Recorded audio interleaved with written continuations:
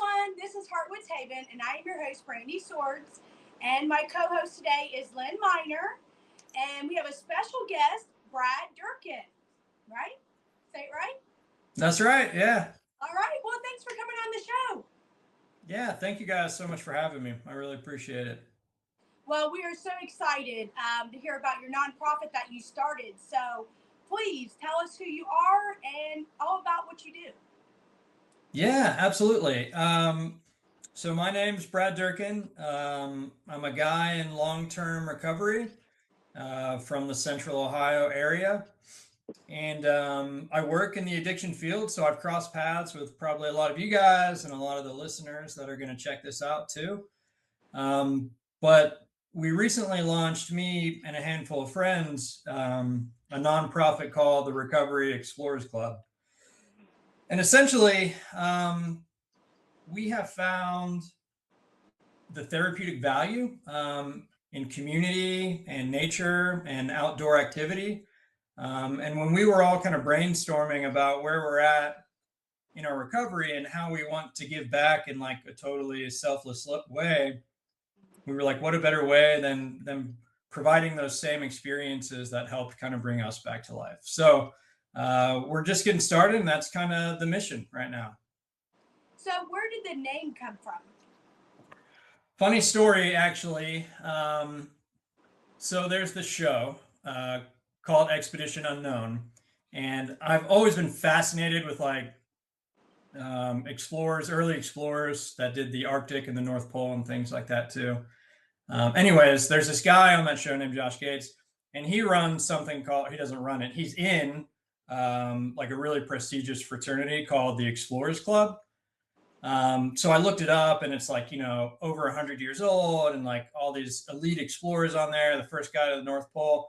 And I was like, man, I want to be a part of that. So I like looked it up, and like in no way do I qualify to be a part of their Explorers Club, but I couldn't let the idea go. So I was like, you know what? I'm going to make my own. And then it all just clicked. I was like, oh my gosh, the Recovery Explorers Club. This is going to be for people like me, Yes. Yeah.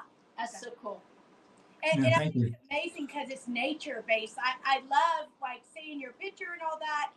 I love being outside. That is such a big stress relief and, just grounding. And so I love that's the way you're going with it. Absolutely. I watched the video you did with Melanie, and I know you expressed a lot of your love for the outdoors too. So outside the nature, there's so much value in it in a therapeutic sense, in a physical sense, in every sense, really. So just to be able to like give that back to guys who might be looking for, or gals that are looking for, their new passion or a zest for life, like what a better mission, So how many are in your club?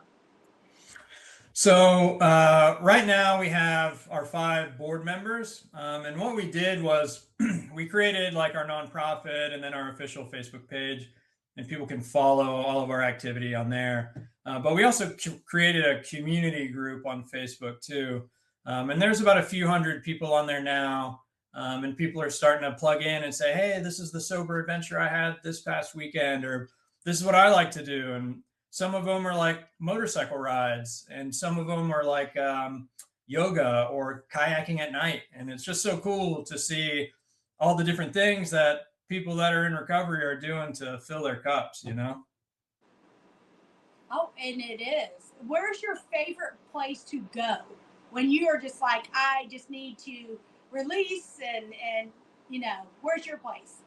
Yeah, that's a great question.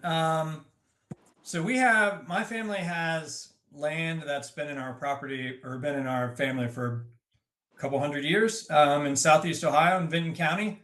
And growing up, I didn't really like appreciate it. We had family reunions and things there, and it was like cool to go play in the woods. But when I got clean, I really, really built a connection with that property. So anytime that I need like a little reprieve or retreat, I'm going to the woods or the creek there. And sometimes my wife knows it before I do. She'll be like, hey, why don't you go hiking for a little bit, So Yeah, I always say that. My husband will be like, hey, it's time out. Exactly. Just go in the woods, go hiking. And I love to go barefoot. That's my thing. So Yeah. anywhere I can go barefoot, I don't care if there's snow on the ground, I'm there. Like that's my thing. I love to hear that. I'm a fellow barefoot enthusiast. I do barefoot running when I can, but I make sure to get my like 7 to 10 minutes of grounding in every day, and I wear minimalist shoes and all that granola type stuff. So we're in good company. Oh, that's amazing. Well, Lynn, she walks everywhere. I mean, she's dedicated. Like I'm working more on that, being more physical and walking and doing the miles. And yeah, I think it's amazing that you run barefoot. Like that's awesome. Yeah, thank you. It's my knees are starting to not agree with it, but I'm having trouble giving it up. I always say my feet are so tough. I was like, I mean, I could walk across, glass. I always say they are very tough. And I always grew up like that, always barefoot, never wanted to wear shoes. So I love it. Heck yeah. I'm a wimp. I don't even like to go barefoot in my house. Well,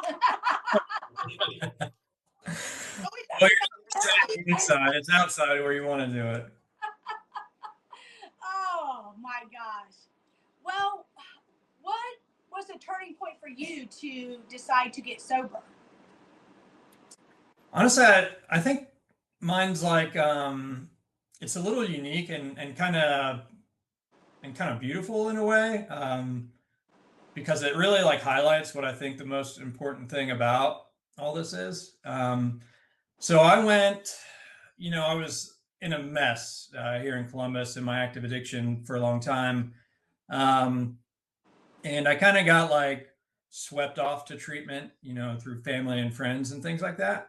And I was like open to the knowledge and receptive, but I wasn't really like, hey, this is going to be it for me. I'm ready to, be in recovery. Honestly, I was like, I'm going to do this until everybody's off my back, and then I'm going to go do whatever I was doing again.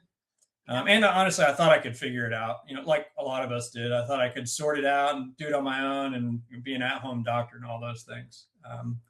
So anyways, I went to treatment, and they were like, hey, you can't drink, ever again, even though that was not your DOC. And I was like, yeah, we'll see about that. Yeah. So I did after treatment, and I relapsed hard immediately, like within 40 hours, probably 24, 48 hours. So I came back up to Columbus. That was in Tennessee. And I came back up to Columbus, and I went to a sober living, and nobody really knew what to do with me. I was off the rails, disappearing all the time. And I went to this sober living, and I got kicked out. I didn't even make it a whole day. They kicked me out. So I went to Southeast Ohio, to that property, and I detoxed myself out there for a couple weeks. I went to a meeting every single day, and I did all these things that the sober living told me to do if they were to allow me back into their program. So even at that point, I wasn't like, I'm doing this forever. I was like, I'm riding this out, Yeah. So they eventually let me back in. And I just got like surrounded by a group of absolutely beautiful men. And like, I was shown love in a way that I had never experienced before. And I felt, sorry, I always get choked up when I talk about this part. I just felt like a part of for the first time. I was like, these are my people. They're dealing with the same exact things. And, I don't have to hide or be in the shadows here. It's like, this is it. So these guys that really pulled me into their community, that was the turning point for me. And then that like first month we started, and honestly, this nonprofit wouldn't exist if it wasn't for this part. We started like exploring abandoned buildings and climbing on rooftops and going cliff jumping and hiking and seeking out waterfalls and just swimming everywhere we could. And it was just like, one day it was like, dude, this is way better than what I was doing. I'm all in. So it took like the community and just sticking around until it stuck. And eventually I was like, I'm going to be the best at this. I'm all in. This is way better. So that's kind of the story. And we talk about this all the time with mental health with men.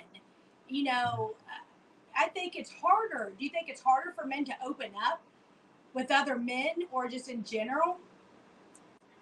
Yeah, I mean, I don't want to say harder because I don't want to speak for anybody else's story, but I do think like I think that a lot of us are kind of raised in this like tough it out, this is we don't talk about these things. And I know that's part of a lot of guys' story, but just like saying that, and it's so crazy to think now, but in all of those years of active addiction, it never crossed my mind to be like, hey, I'm struggling, I could use a hand. You know what I mean? Like that was like the craziest idea to me. So I do think it's harder to open up. And I mean, even now, I think that's something I have to like constantly work on, is like being emotionally available and identifying my emotions, for that sense, just being able to identify them in order to relay them. So it's always a work in progress for me. I could relate with, when I first started going to meetings and stuff, and I was always like comparing out, I'm not like them, and, what have you. And then I started feeling a part of. But I tell you, when about 2 years ago, when I had some mental health stuff going on, and for the very first time concerning my mental health, I went through a virtual IOP program.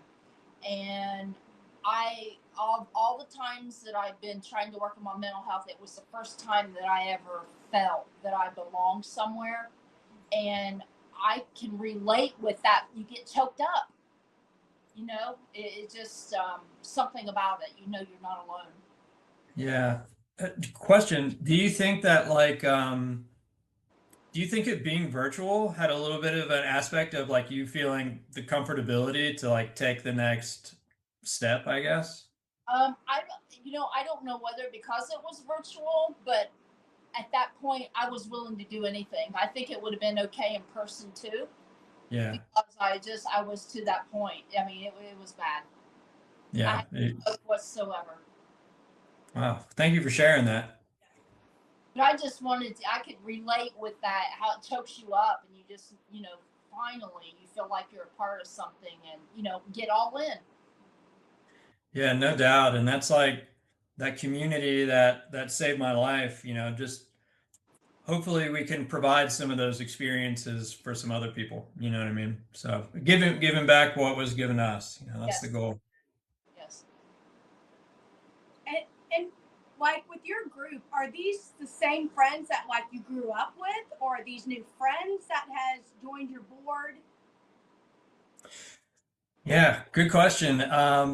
So two of the five board members are guys that were in that sober living that I got clean with at the time. And they were the guys that were climbing buildings and jumping off cliffs into waterfalls with me. So like I feel really, really lucky and blessed and fortunate that, some of that core group is still around and we're still doing this stuff together, and that, they've developed at the same rate and we've stayed close. Like I feel super blessed. And they're my best friends. We take family trips together now. We're going to Tennessee with all of our kids next week. So, That's cool.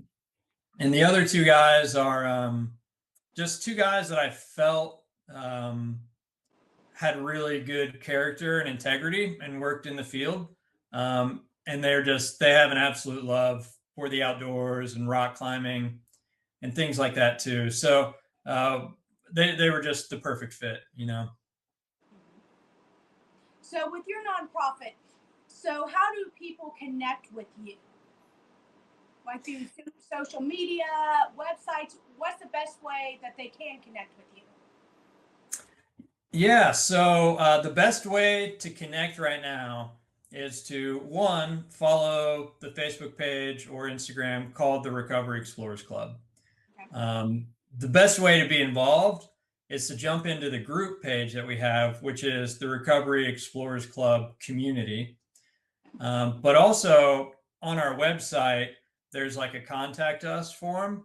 And if you shoot us an email, we keep you looped in on the outings that we're going to be doing, the next events, and all those other things too. So here shortly, we're going to send out forms to everyone so they can have like an official membership and be, a friend of the club or an explorer in the club, or even a guide, somebody that's in long-term recovery and has some, good outdoor experience or something like that too. So, but we'll let everybody know through the Facebook page. So that's the best way to be involved right now. So it's just for men? No, sorry if I keep saying that. No, it's for absolutely everybody. I just want to clarify. Yeah. Thank you. Yeah, no, it's for anybody that considers themselves as being a person in recovery. Okay. Because if it was just for men, I was going to say, I've been a tomboy all my life, so let me in. It is for everybody. The door is wide open. Yes. So if they connect with you, like, kind of tell us what steps, like, if they connect with you, are they going to be like meeting with you at the different events? Can they talk to you daily? Like, how does it kind of work with your nonprofit? Yeah, so initially what we're going to do is try to host like monthly or every other month meetups. And we're doing one in Chillicothe in just a few weeks. So we're going to meet and we're going to go on a light hike. And then we're going to hang out and fellowship and process and see what the world has in store for that conversation. But really, I think bringing people together in that environment will do a lot of the heavy lifting. And then, so those will be like the smallest of events we'll do, or these meetups every month or two. And they'll be in different parts of the state, so different people can be involved. Then we hope to host trips, outings, gatherings, where maybe we go rock climbing or rappelling or whitewater rafting. And a lot of times we hope to take a handful of people out. Maybe some people that are in a program, we'd love to introduce them to a few hobbies. And then by the end of next year, we're hoping to have like a weekend retreat that we can host. So we want to do the whole spectrum of adventure, from like the simplest walk to the most extreme, for the entire spectrum of people in recovery, from newcomers to people that have decades too. Yeah. So have you planned where the location is going to be in Chillicothe yet? Yeah, well, in my mind, my board doesn't know this yet, but I have it pictured up here. I went on a winter hike out there last year, like I've done many times, but there's this area at the top of Great Seal State Park that's kind of surrounded by rock structures. I think that'd just be such a cool place to hike out and check out for a little bit and then hike back. So, of course, we all have to agree on it, but that's what I'm seeing in my head right now. Yeah. So have you always been into like rock climbing and, jumping off cliffs? Has that always been your thing? I've definitely always been into like adventure and, high risk activity, I guess. Whatever you want to call it. But I was always into all that stuff. Even when I was young, I didn't really consider myself like an outdoorsman at the time, but I loved to do anything that was exciting or anything, a cool hobby. I was definitely always into hiking and camping. But then when I got clean in 2017, I met a group of guys in recovery that were rock climbers, and I really fell in with them, and I love the energy, and it's very similar to the recovery community. Honestly, it's super accepting and very, very chill, and I love the energy. So I got into that, and then I had already been doing the cliff jumping and stuff, and I just came to this realization. I was like, oh my gosh, I can do whatever I want now. So it's like I can pick up every one of these hobbies. So I started just diving in head first, and I think that's like a character. I don't know if you want to call it a defect. It's a part of my character where I go all in when I go in.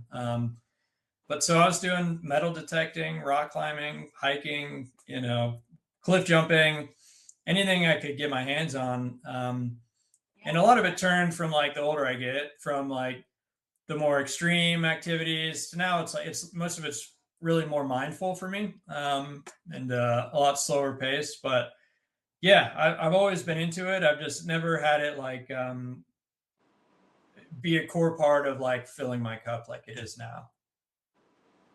And I think that's amazing. I always talk about that because I'm like, when I was younger, just running and being hyper, jumping, all that. And then I realized my body is totally different than my mind. Sometimes they don't connect. I'm like, I could go jump off that. Well, my knees said no. My knees will give out and they'll hit that ground. I'm like, no, we can't do that. But I'm Yeah. still out at heart, you know, and I'm like, I still want to do that. It's just my body's changed, you know, I can't do it. So I 100%. like you, I go head in. It's like, I don't think about it. I love zip lining. I love doing it all. I just don't think about it, you know. If I Yeah. thought about everything that I did, I wouldn't do anything, you know. Everything could be scary, you know. Absolutely. And I totally get it. I actually I got my first old man injury, I don't know, 3.5 years ago. I fell rock climbing actually, and I messed up my knee and I had to get surgery. So all those things that I really loved were taken away for a amount of time. But I think it was like a net positive journey. One, it shows me where my limits are, but two, it made me really have a good appreciation, a higher appreciation for like my physical body and my abilities, and like how special being able to do those things are, because things can be taken away. You know, you never know what could happen. So it was a net positive mental trip, although I wouldn't suggest doing it ever again. Yeah. So when you have bad days or things are just not working out, how do you what do you do for yourself to get through that, to de-stress? Yeah, for myself, I think what a bad cycle that I get in is like letting it build up and then going to the woods for 3 days. You know what I mean? So being aware of that, what I try to do is I make sure that I have physical activity. I know that your life is like, I imagine it in like a pie chart, right? And a lot of these things have to be equal. And when the work or the stress or whatever is becoming much bigger than self-care or family or any of those other pieces, then you're going to feel out of whack, right? So I really try to get physical activity in, even if it's like a light walk, a mile or two. But I'm fortunate enough to live across from a park that not a lot of people go to. So spending time out there, even if I don't want to, or I'm tired or stressed or exhausted, I make sure to get that self-care in. And I think it helps. One, you turn the head off, right? And mine goes a mile a minute. You turn the head off, but then you also get those physical endorphins. You can think more clearly. If I don't do it, I feel out of whack. So I'm in a pretty good groove of like making it a part of my habits now. And fortunately, I'm going to run a trail race in a couple weeks. So running has been a big part of my self-care lately. So Yeah. And I think self-care is hard. I always say, because like you help other people or you're doing amazing what you're doing. And then I think forget about yourself. I've learned how to really like schedule self-care. We talk about this all the time. I'm like, do I really take the time for myself, you know? And I've had to schedule it like I was a child and putting a whole chore thing there because I won't take the time. I will just keep going and going, and then I get to the point like, okay, I'm done. I've got to stop. I'm no good to anybody else because I'm not taking care of myself. So I always call it the timeout. And on my podcast, Brady, you got to put yourself in timeout. You got to function, do what you got to do. So good for you. I think it's so wise to just put it on the calendar and whatever it's going to be, because honestly, you're better for yourself and your job and everybody else if you get that self-care in. Well, and that's what I said. I was like, I am always a person. I'm like, I'll just get up and go. Never had anything scheduled. So me getting more organized the older I get was such a chore at first because I'm just used to just going. So taking that time for myself, settling down, is really helped me a lot. So it's a big one. Yeah, good for you. And honestly, it's such a great lesson for everybody in recovery. It's easy to get swept up in like I got to get everything back. I got to be working. I got to be making money and doing all that too. But like, part of why we did this was to build this beautiful dream life where you can have experiences and passions. And so I think honestly, those parts are just as important as the other parts. Yeah. And I think about patience a lot because I know for me, when I think about how long I was in addiction and, I can't expect to get all that stuff back in one day. It took a long time to get where I was at. It may take me a long time to get there, but if I'm putting one foot in front of the other and doing something every day, I'm going to get where I want to be. I love that. And one of my favorite sayings is if you get 1% better every day, then by the end of the year, you're a few 100% better. So it's like, yeah, one foot in front of the other. It's easy to get overwhelmed with the things. And another one of my favorite sayings is comparison is the thief of joy. And Oh yeah. in early recovery, I fell into that too, seeing all like my normie friends that grew up and didn't necessarily go through addiction or whatever. And it's like, man, well, they're here. That's where I got to get. And it's not healthy. And it takes if you really live in the moment and you do all these beautiful things that fall into place, it's such a fun journey. You know what I mean? And it's so beautiful, and you make real relationships and you do really cool things. So it's like, if I could relay one thing to everybody, it's like, man, just enjoy the ride, Yes. Yes. And I love that you have a positive attitude, going through so many trials and different things in life. I've met a lot of people and like even me have my own story, just being positive. And, I could have been bitter and angry and everything, but I'm like, I need to make the world a better place, and for myself, it helps me feel safe and just, work on myself when I'm helping others and spreading that, not negativity. And so I love that you're saying that. Yeah, thank you. And likewise, I think that one of the only ways we build self-esteem is by like doing esteemable acts, right? Yeah. So, yeah. So if someone that's out there struggling right now, what advice would you give them, or a tip or a quote? We always ask everybody, like, is there anything that you would like to share that could help someone else? I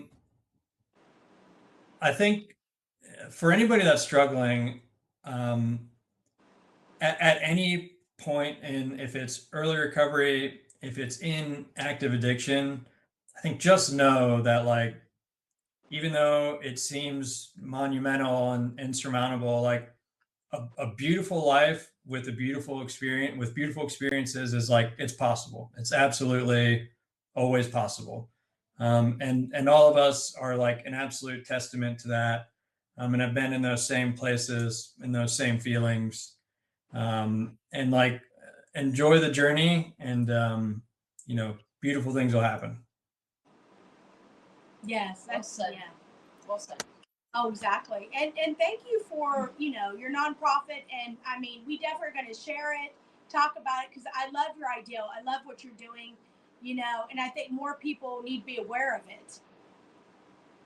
Yeah, thank you so much. And we'll definitely keep you guys in the loop on our events. Chillicothe has some incredible places to hike and explore, and a really great recovery community. So we hope to be doing a lot down that way. Cool. Well, yes. I mean, well, thank you for coming on, and yeah, keep doing what you're doing. And I think that's it. Yeah. Cool. Thank you guys so much. I appreciate you having me on. Yes. Good to Thank see you you, so Brad. much. Take care. Yeah. Good to see you. Nice to meet you.